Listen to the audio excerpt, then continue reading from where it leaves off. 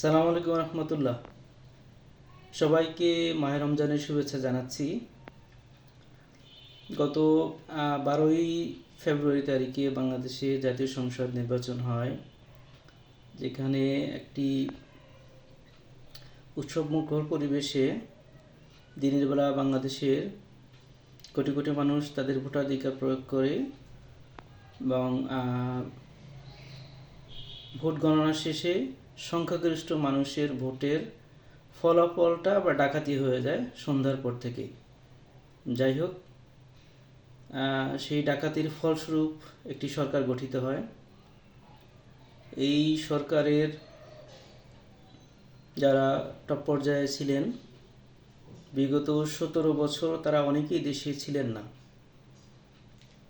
দেশ থেকে পালিয়ে বিদেশে চলে গিয়েছিলেন। দেশের ভিতরেও যারা ছিলেন অনেকে ঠিকমতো রাজনৈতিক কর্মকাণ্ড পরিচালনা করতে পারেননি। অনেকে আওয়ামী লীগের সাথে, আওয়ামী লীগ সরকারের সাথে শেখ হাসিনার বদান্যতায় শেখ হাসিনার কাছ থেকে চিকিৎসার টাকা নিয়ে সিঙ্গাপুর গিয়ে চিকিৎসা করে নিয়ে আসছেন, অথচ উনি শেখ হাসিনার বিরোধী যে জোট ছিল, যে শক্তি ছিল, সেই শক্তির অন্যতম প্রধান নেতা ছিলেন। এটা ছিল তার শেখ হাসিনা বিরোধী অবস্থান। যাই হোক, যে সরকারটি আসছে সেই সরকারের কিছু ব্যাপারটা খুব টুকলুক কিছু ব্যাপার দেখা যাচ্ছে, যেটা এদেশের মানুষের সাথে সরাসরি গাদ্দারি এবং প্রতারণা ছাড়া আর কিছু নয়। কয়েকটি ব্যাপার বলবো।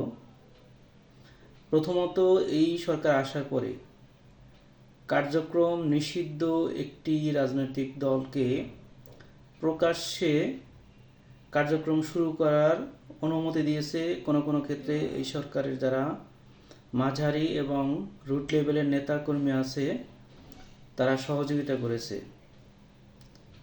আমরা একটু আসলে জানতে চাই, তাদেরকে কার্যক্রম নিষিদ্ধ একটি সংগঠনকে কার্যক্রম পরিচালনা করার, অফিস ওপেন করার অনুমতি কে দিয়েছে? কোন আইনের বলে আপনারা এটা করতে দিয়েছেন? সেকেন্ড যেটা হলো, জনগণের স্বতঃস্ফূর্ত প্রতিবাদী হলো আন্দোলন। এই আন্দোলন যেমন হয়েছে 52, 69, 71, 90, 96 এবং 2024 এসেও জনগণের স্বতঃস্ফূর্ত আন্দোলন ছিল, এবং সেই আন্দোলনের ফলস্বরূপেই ফ্যাসিস্ট বিদায় হয়েছে এবং কারাবন্দী একটি বিএনপি, বিদেশে পলাতক নেতাদের যে বিএনপি, সেই বিএনপি মুক্ত হয়, স্বাধীনভাবে বাংলাদেশে চলতে পারে এবং বাংলাদেশে একটি সাধারণ নির্বাচনের ফলে তারা ক্ষমতায় অবতরণ করে। কিন্তু সেই সন্ত্রাসীদেরকে, সেই বিএনপি যখন সন্ত্রাসীদেরকে কার্যক্রম পরিচালনা করার অনুমতি দিচ্ছে, ইনডাইরেক্টলি সহযোগিতা করছে, আমাদের আসলে জানার ইচ্ছা এই ম্যান্ডেট তাদের কাঁদে দিয়েছে এবং এই আওয়ামী লীগের সাথে তাদের প্রতি এই পীড়িত কীভাবে জন্ম নিল? যারা বাংলাদেশে হাজার হাজার নিরীহ মানুষকে 17 বছর ধরে হত্যা করেছে, গুম করেছে, তাদের প্রতি এত ভালোবাসা এবং দরদ কেন? এই দলটি জনগণের এই স্বতঃস্ফূর্ত যে আন্দোলনকে মব বলতে শুরু করছে। আমরা রিসেন্টলি এই শব্দটার খুব প্রয়োগ দেখছি। বাংলাদেশে যারা ভারতের পারপাস সার্ভ করে, বাংলাদেশের সরাসরি ভারতের হয়ে যারা কাজ করে, তারা বাংলাদেশের মানুষের যে কোনো স্বতঃস্ফূর্ত অংশগ্রহণকে মব বলে। আপনারা যদি ভারতীয় দালাল, ইন্ডিয়ান দালাল চিনতে চান, স্পষ্টতই একটা শব্দ দেখবেন, আপনি খোঁজার চেষ্টা করবেন কাদের মুখ দিয়ে বের হয়। যারা কথায় কথায় মব শব্দটা বলে, মব শব্দ বলে ঘুমাতে যায়, মব বলে ঘুম থেকে উঠে, মব বলতে গিয়ে হরিরাম বলে, ভারত মাতার বন্দনা করে, তারাই বেসিক্যালি এই মুহূর্তে মানে বিতর্কহীন খাঁটি ইন্ডিয়ান দালাল।